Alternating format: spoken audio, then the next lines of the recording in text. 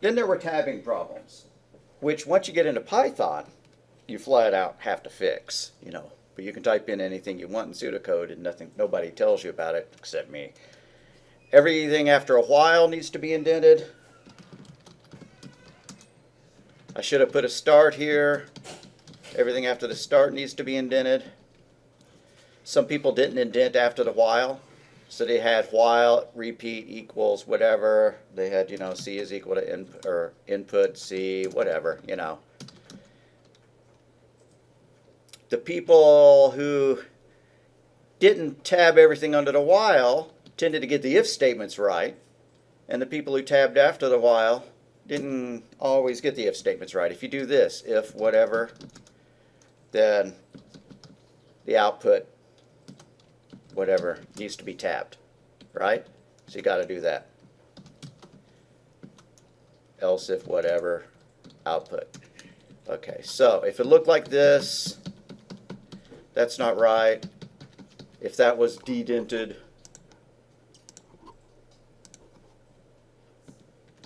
that's not right. I tried to point them out. Sometimes I'd correct it and take a snapshot of the correction and send it back to you. If you didn't get full credit for it, feel free to revise and re-upload. Otherwise, really good, y'all. Last thing I really thought, as I put in a comment, that I had given specifications for what I'd like to see at the top of our submissions. And I don't see it posted in the news. I don't know what happened. I swear I remember talking about it, but maybe I dreamt it. I dream about Python and stuff like that a lot. I don't know about y'all. So please put something like this up at the top. This is for a program, your name, the date, a description of what it is. If it's pseudocode, you don't have to start everything with a pound sign. It doesn't hurt. If it's a flowchart, don't go nuts like that, but at least put your name and the date and homework 3 or something like that. Just make your work your own. Sign your work. You're an artist.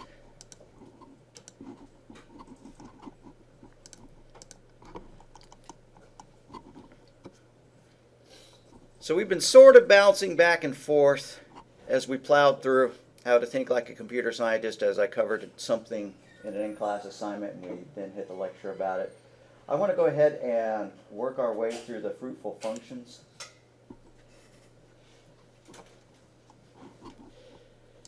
Chapter, which is chapter 6. Python comes with some built-in functions like max or ABS. We can illustrate those with the shell. They're built in. You don't even need to write a program to take advantage of them. What is the ABS of negative 10? The absolute value of negative 10 is 10. What is the ABS of positive 10? 10. That kind of thing. Input is also a built-in function. Lets you type in something and then it returns it. I didn't type in anything. So it says, what is your age? I type something, it returns it. When you're doing it in the shell, it prints out what was returned. So if I did float of 45, a string containing 45, it's going to print that out because that was returned. In the program, input or float or things like that don't print, but they do return values. That's why we can do stuff like this. Input, what is your age? And then get that. Age is, whoops, I forgot to store the value that was returned. Age is equal to input, and then age is equal to float age. And then we could do something with it, if age or print age or whatever. It's not going to do the same things that it was doing in the shell because each one of these things was actually printing its value when I called it. That doesn't happen when you run it as a program rather than in the shell. I'm going kind of fast because I'm not really expecting y'all to type this stuff in yet. But we will get to that real soon. Okay, so I ran it. It says, what is your age? I type in something incorrect and it blows up. Let's try that again. 45. and then it prints it back out. So, built-in functions. Most of the built-in functions are what are known as fruitful functions, which return values. They bear fruit. I don't know why they called it that. Then there are void functions. Void functions do not return values.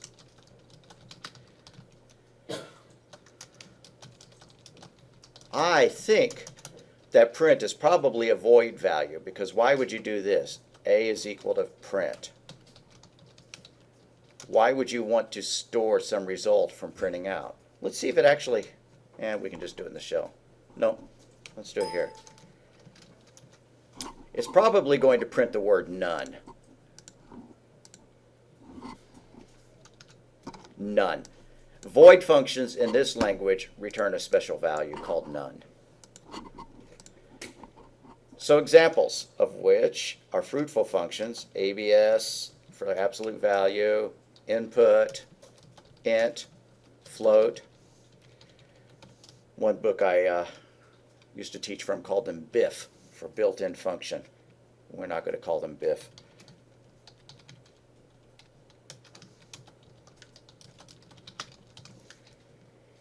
And then void functions do not return values because sometimes you don't need to, like our flower function. When we were drawing a flower on the screen, what was there to return? It's not like we were calculating anything. We were just drawing. There was no reason to return anything.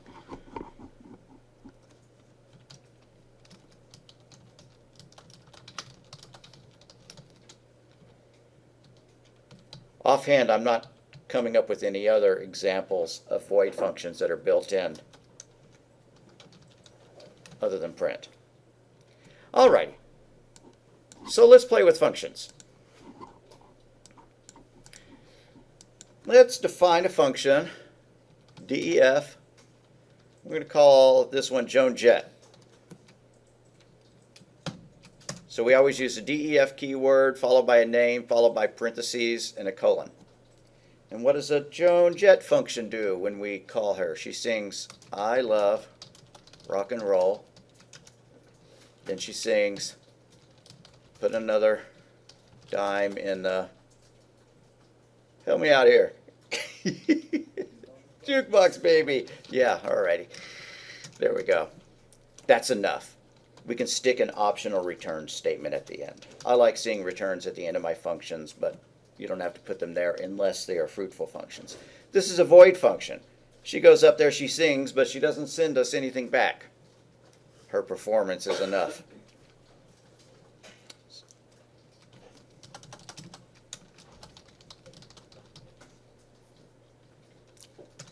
Let's define another one. Huey Lewis. We're in an early 80s kind of mood. Print. The heart of rock and roll, print, is still beating. Then we return.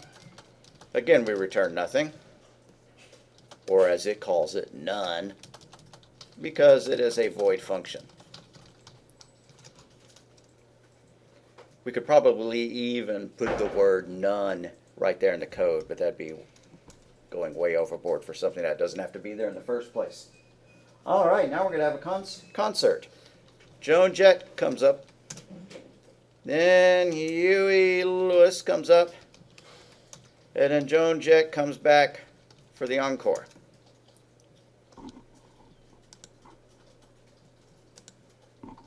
All right, what am I going to call this one? Rock and roll.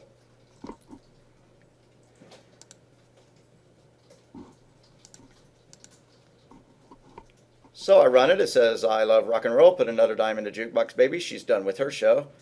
The heart of rock and roll is still beating. You know, if I paid money for this show, I'd be kind of disappointed. Then she comes back and says, "I love rock and roll. Put another dime in the jukebox, baby," and we're done. So hopefully you see the way these are laid out. What's happening? The DEFs themselves don't do anything. If I didn't have this stuff down here at the bottom, I'm going to cut it momentarily to prove the point. If I didn't have those three statements down at the bottom, then when I tried to run it, it wouldn't do anything. Why? Because it's defining stuff, but nothing's calling them. It's like you build a blueprint, but you don't actually give it to a builder to make. You prepare a menu, but you don't, actually sit down and follow the menu. Defining functions doesn't do a bit of good if they're not actually called. That's why we called them down here at the bottom.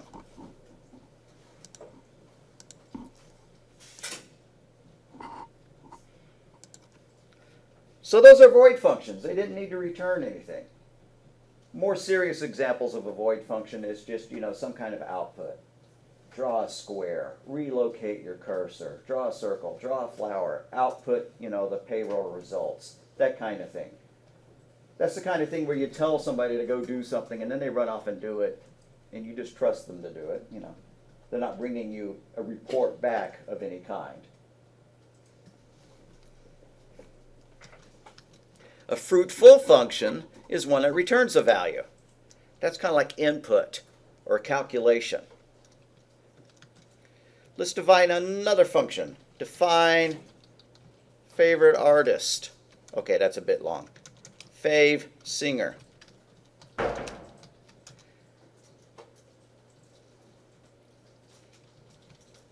Singer equals input.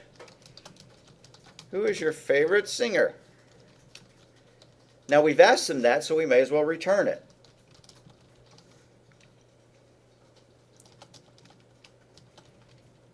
Return what they typed. This is a fruitful function.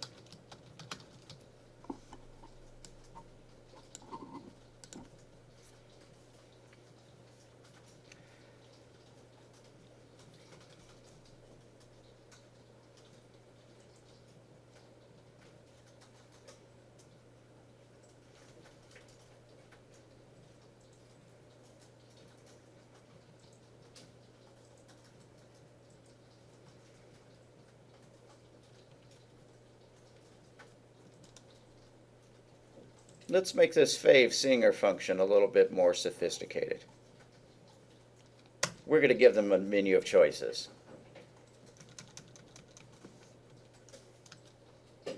So we should have used a print statement rather than putting our printing inside the input statement.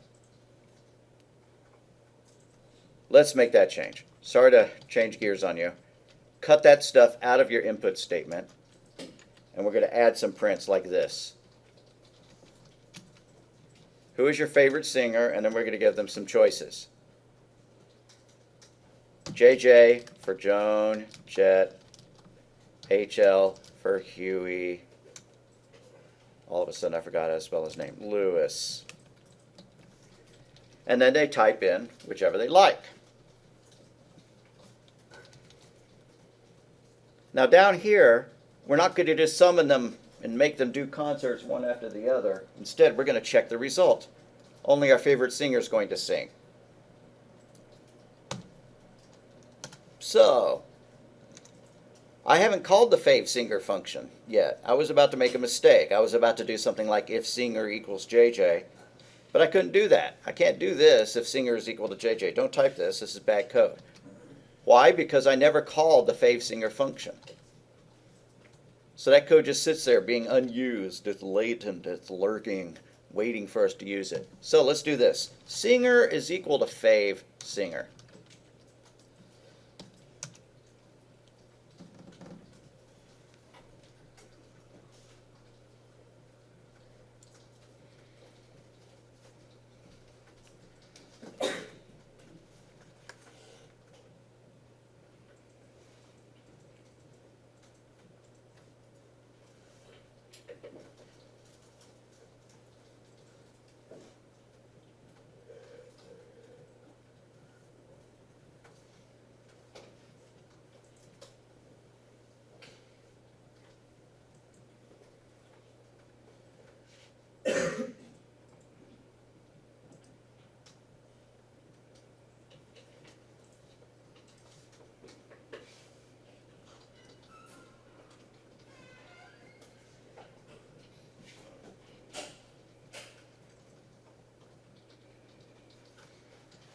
All right, now that we know who our favorite singer is because they typed it in, we can do an if statement on it. If singer equals JJ, colon, we will summon, we will invoke, all these terms sound vaguely demonic. I'm going to invoke Joan Jett. There we go. Elif, colon, elif singer is equal to Huey Lewis, colon, Huey Lewis takes the stage. And then anytime you have if, elif, it's a good idea to tack on one final else, even if it doesn't seem strictly necessary, just to tell them that they did not type in a correct value. We'll print, sorry, but, comma, singer, comma, is not performing tonight.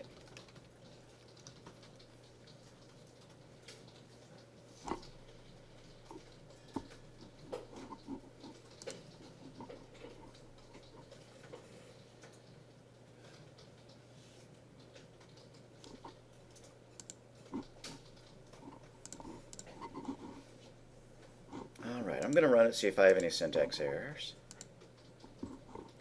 Who is your favorite singer? Joan Jett or Huey Lewis? Not JL. Joan Jett. I love rock and roll. Put another dime in the jukebox, baby. Anytime you have if-elses, you need to test all of those options. It's called testing all the paths through the program. So I need to make sure that if I type HL, it does Huey Lewis, and then if I type in something else, then it prints our error message. So I'm going to run it 2 more times and try it out. HL, the heart of rock and roll is still beating. Alrighty, 1 more time.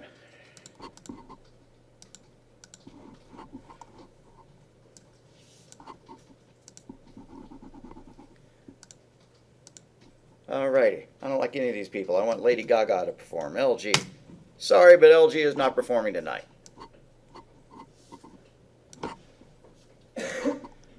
Alrighty, so we have an example here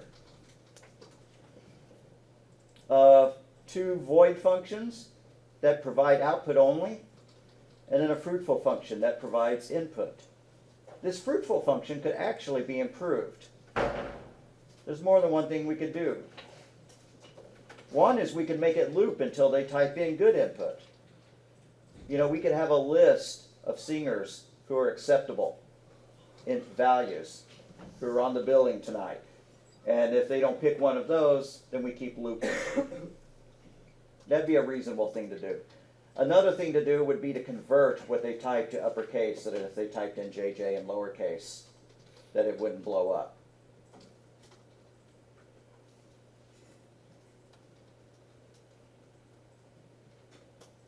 All of a sudden I spaced on how to do that. Uno momento. String uppercase Python.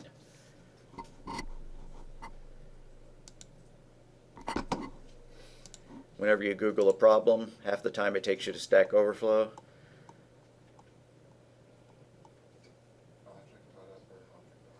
Okay, we just do s.upper. So here's what we could do. Singer is equal to singer.upper.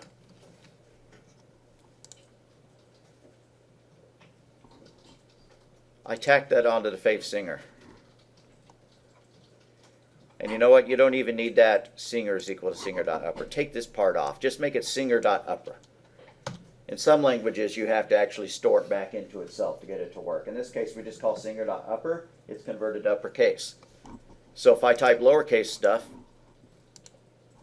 I'm going to type JJ lowercase. It still works. No, it doesn't.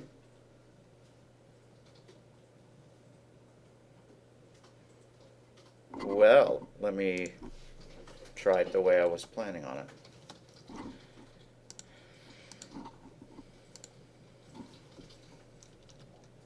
Yeah, Okay, my first hunch was correct.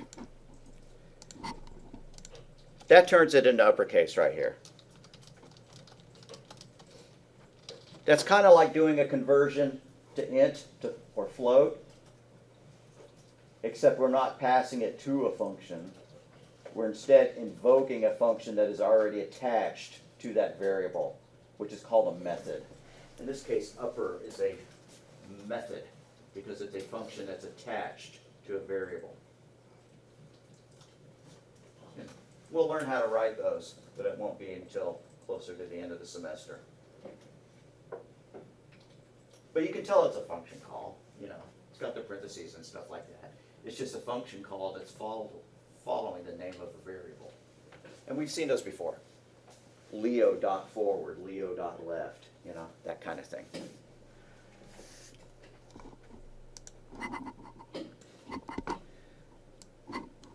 So for the people watching the video lecture, I left it paused. Here's what we did. We wrote a square root function that looks like that. You can pause your video and enter that. And then we invoked the square root function down here like this.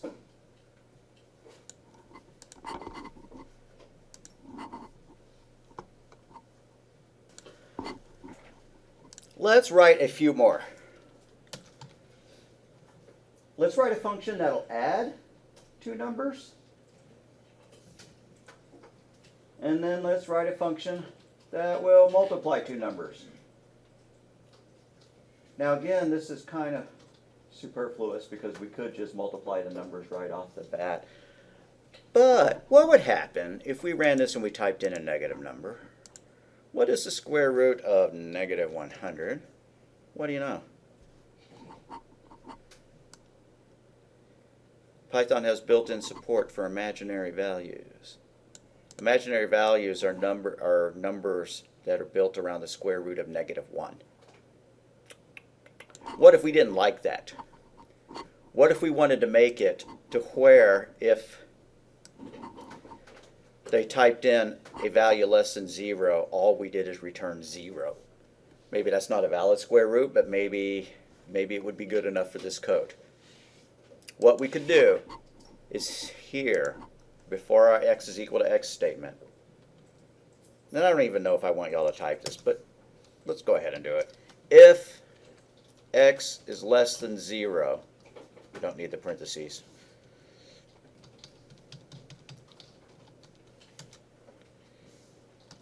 Then print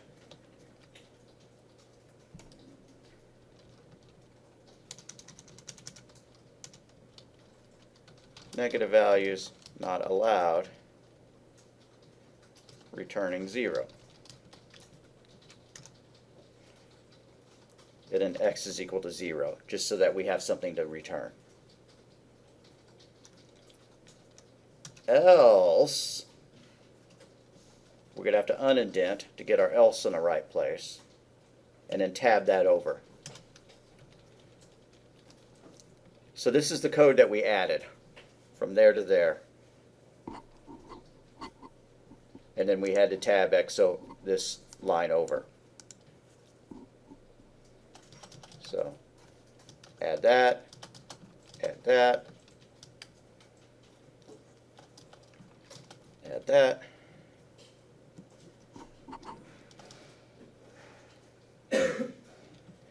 Add that, and then make sure we tab that one over. All right, let's try it out.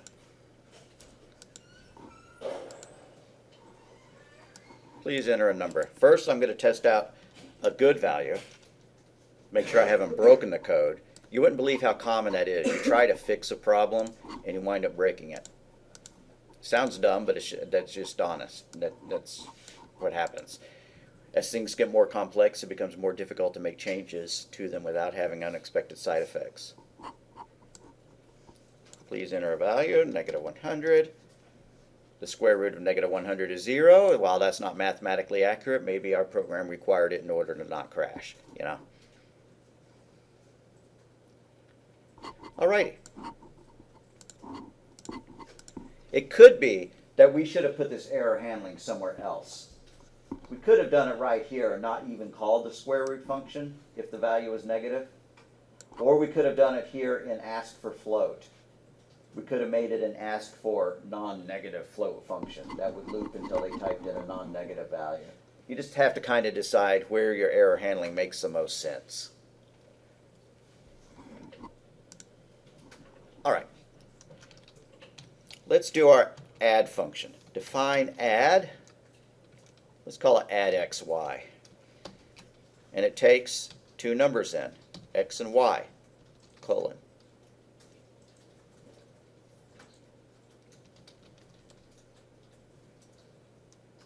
Answer is equal to x plus y because we're adding, and a return answer.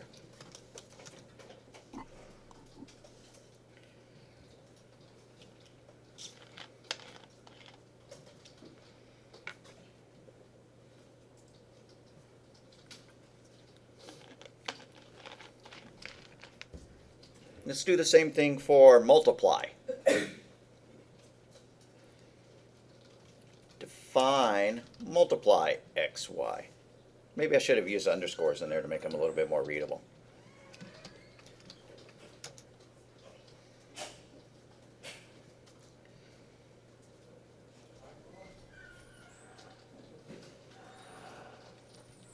Answer is equal to x times y. Return answer.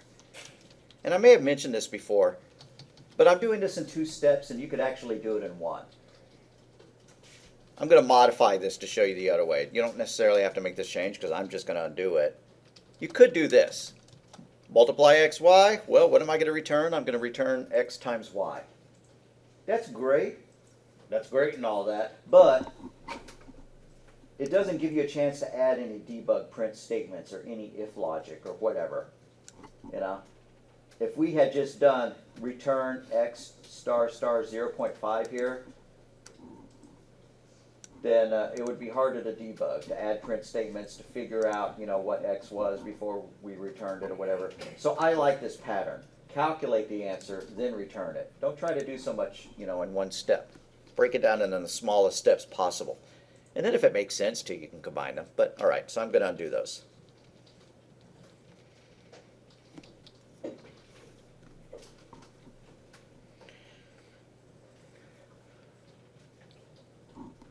Alrighty, I hope the square root function and this input function, this ask for float, are all good because I'm going to scroll past them now.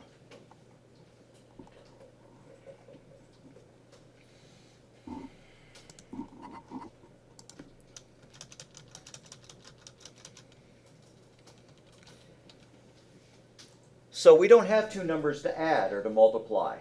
Let's ask the user for x, let's ask the user for y, and then let's tell the user what those 2 numbers added are and those 2 numbers multiplied are. So let's just use a print statement to tell them what we need. We need an x value.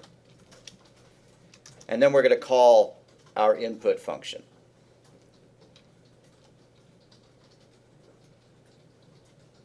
X is equal to ask for float. It might be nice if we made this ask for float function accept a string that we could display, kind of like the input function can. Then we wouldn't need that extra print telling them what we want. But our goal is not to make the code as complicated as possible. Let's leave it as is. Now let's ask them for the y value. Print, we need a y value.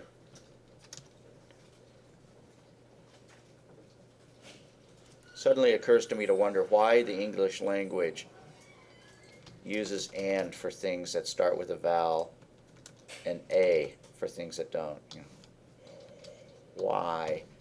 How many other languages do something like that based on the first vowel of the following word? Anyways, y is equal to ask for float.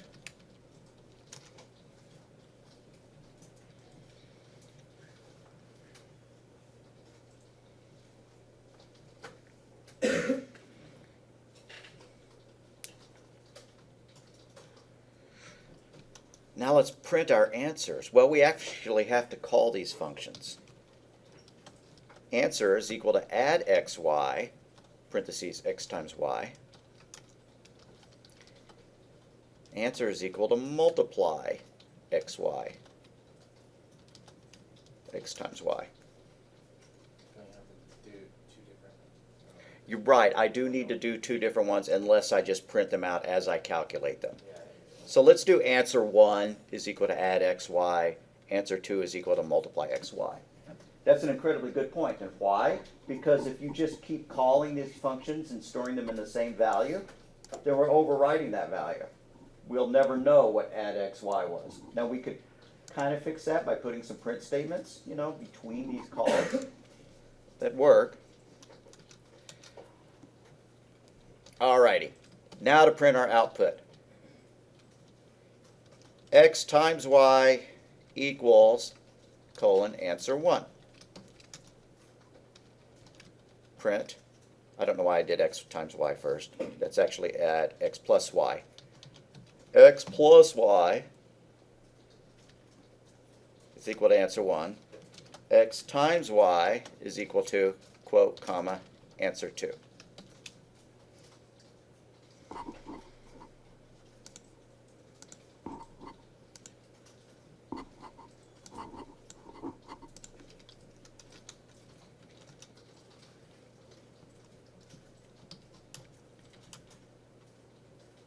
All right, that seemed to work.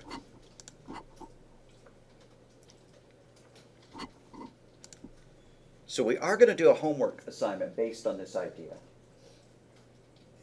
You know, I'll make the due date spaced out so that, you know, we don't have more than one assignment due on the same date.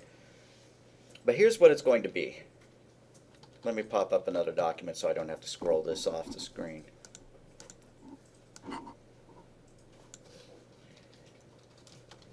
Take our mfunc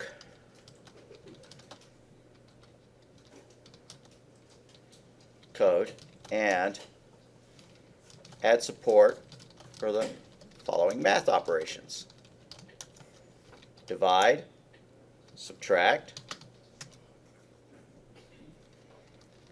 power of, and modulus. So what's that really going to take? It's just going to require 4 more functions. Divide xy, subtract xy, power of xy, modulus xy, and then it's going to require, you know, some invocations of those functions. So that shouldn't be too hard. I will upload that. Let's make a Dropbox for this, but one last thing we need to mention is how to flowchart one of these functions, or any function. Let's take care of the Dropbox first.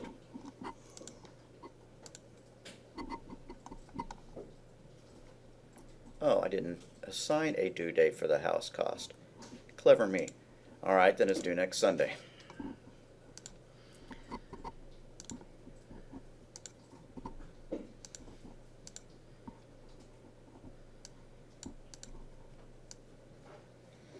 I never feel it's fair to suddenly assign a due date, you know, and then you just find out, oh, that's due tomorrow? It didn't have a due date. I didn't know. All right, so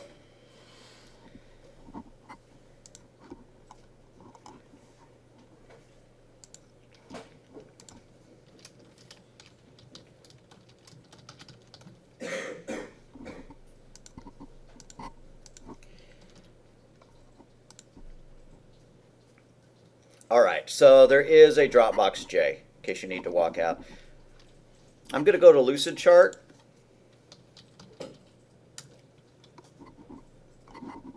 Wouldn't be a bad idea for you to follow along, but we're going to cover this more carefully on Wednesday.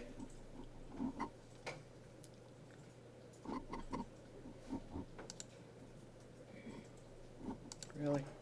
There.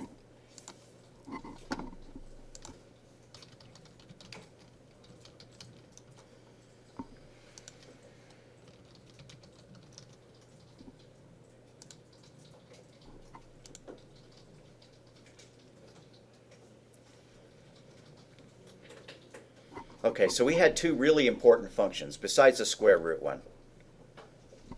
we had what I'm going to call the main code, but I'm just going to call it start. We also had a add xy function. So I'm putting that one in a circle. And we had a multiply xy function, which I'm putting in another circle. Oh, and we had our input function, excuse me.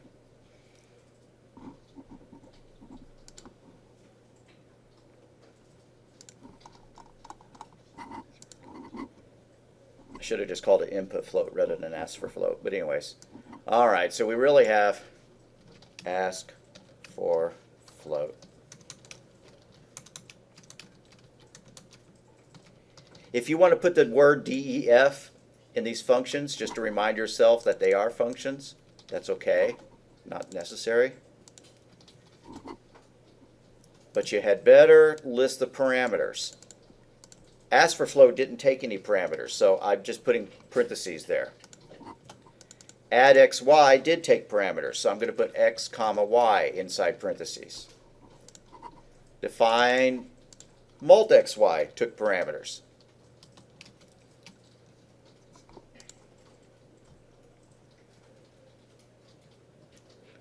All right, now whenever we call one of these function calls, I think our Word documents showed using a box with horizontal lines along the top and the bottom. Well, we don't even have that symbol, and we're going to use this one, the rectangle with the vertical lines.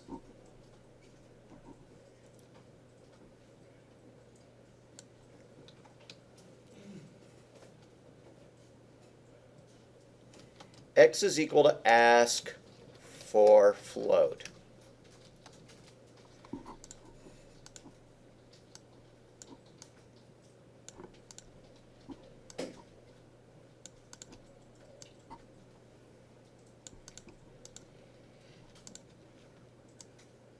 I'm just copying and pasting to make it easier to type. Y is equal to ask for float. I'm skipping some print statements, you know.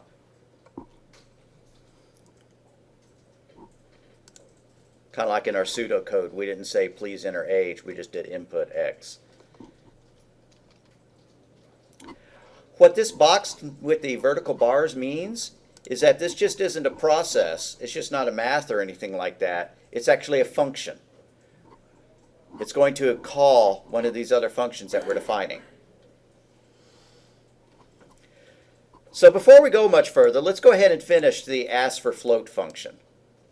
And what it does is it printed a message. So I'm going to use an input-output box. Print, enter a number. Then it input that number. Input X, or X is equal to input parentheses in parentheses. Either one would be okay. Then we had some math, convert X to float, or X equals float X. Either would be fine. And then it's a fruitful function, so we need to return X. The return is another oval.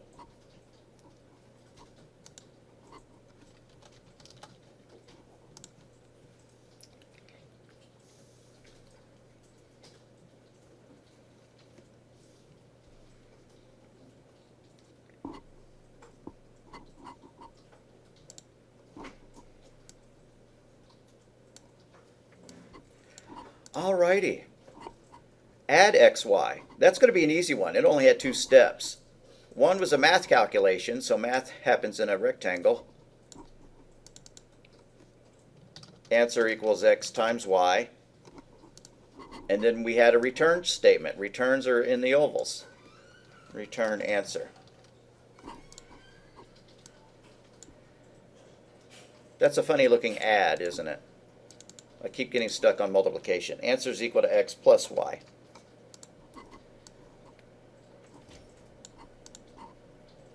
Multiply is the same exact thing except with that multiplication that I wanted in the first place. Answer is equal to x times y.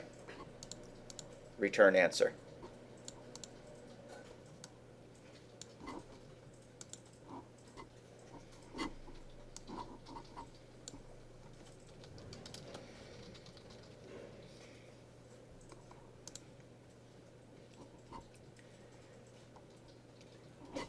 All right, we've called the define ask for float function, but we haven't called add or multiply.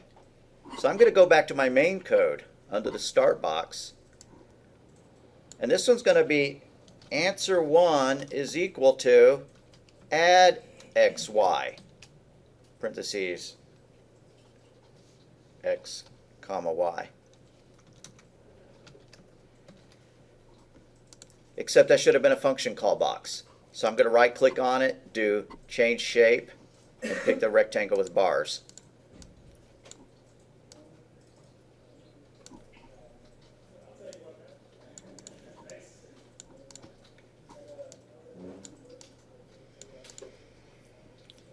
Now I need to calculate answer 2.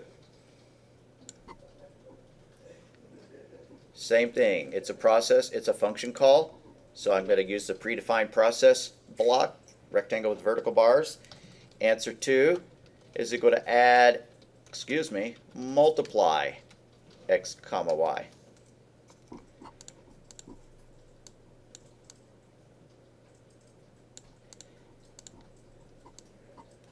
And I'm not going to make my print statements real complicated. I'm just going to do an output answer 1 and then an output answer 2. Print or output. I'll just go with print, whichever. Print answer 1 and then another one of those that says print answer 2.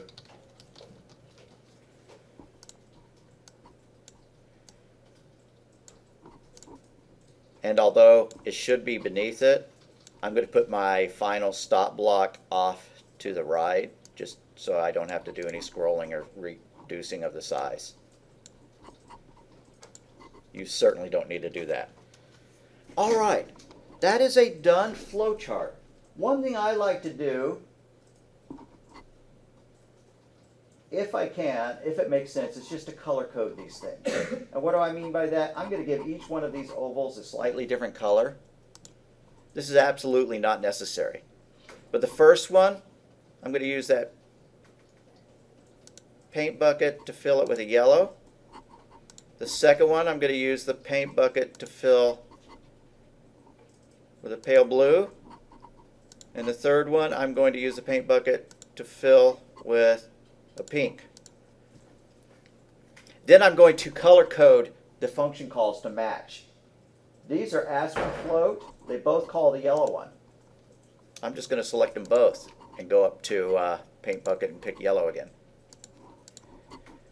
Add is blue, so I'm going to select the add call, change it to blue. If you're writing a complex program with hundreds of functions, this is a ridiculous idea. But for a beginning class, for learning fundamentals, I don't think it's a bad idea. There we go. Why do that? Because it makes it instantly obvious what is calling what, you know. And functions can call functions. You could have add xy, run a loop, and that loop did the multiplication, you know, because if you're going to add, if you're going to multiply 3 by 4, what you're doing is you're adding 3, 4 times in a row, whatever, you know. So the color coding for logic like this can help you eyeball it, but it's not necessary. All right, if you did this, that's totally cool. We're going to do another one on Wednesday. I believe Wednesday should be our review. I think we've already talked about the exam. It's going to be open book, open PowerPoint, open notes, open any of your assignments you've done in the past, open your teacher. Well, not realistically. I mean, that'd be kind of gross. But, you know, raise your hand and I'll come help. So don't stress over it overly much.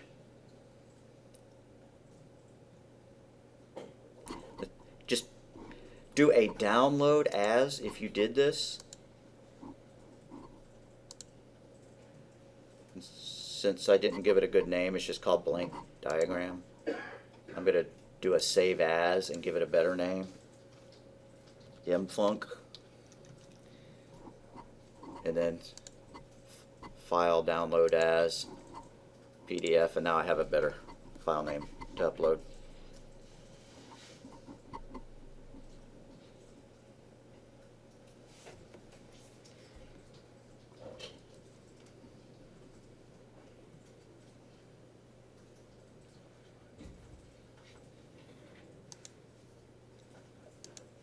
Alright, this last assignment really is pretty easy. We already have the template for the functions. However, I don't want to load up too much work right as we're getting towards the end of the semester. Not the end of the semester, but before spring break. So if I'm correct, spring break is the week after next. So we'll make this due the Sunday of spring break. Not to be a jerk, but really you ought to be able to finish this in an hour. So that's way too much time.